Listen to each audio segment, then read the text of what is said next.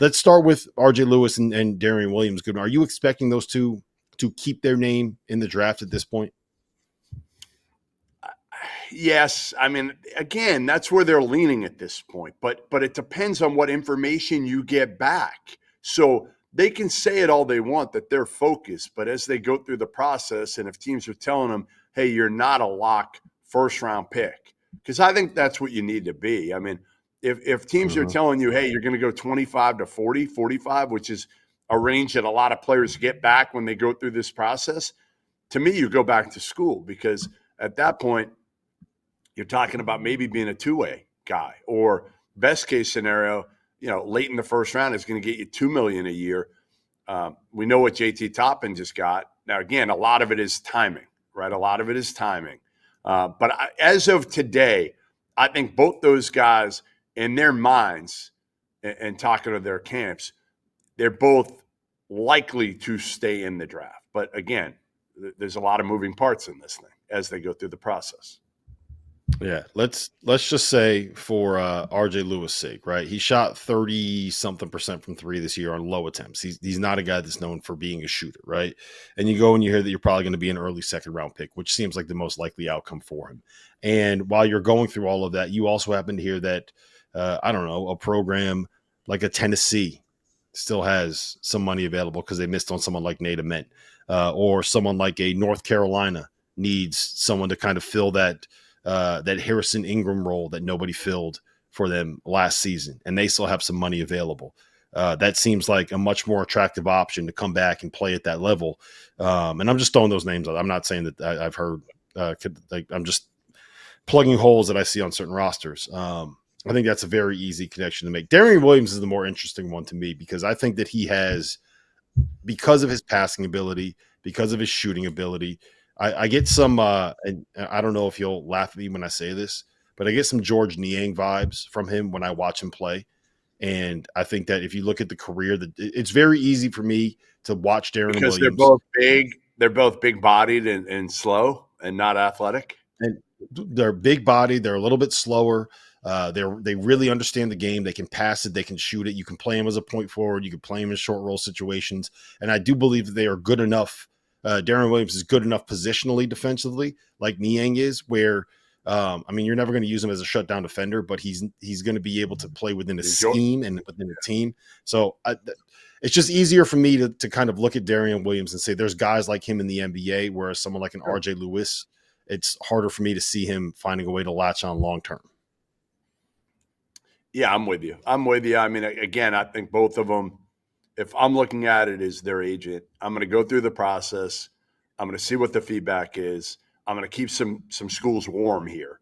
I'm going to make sure I'm keeping some schools warm and letting them know that, hey, I'm not all in. I'm still, I want a backup plan at this point. And maybe even, to me, again, we'll get to a guy like Cedric Coward here in a minute, or later on in this, but a guy like him, I think he'll go through the process, but he'll commit to a school. So I almost feel like that's the better way to play this. I understand that you want the NBA folks to know you're all in, but you also want to have a backup plan. And if you can have a school, it's like the kid Yaxel, right, who signed with Michigan.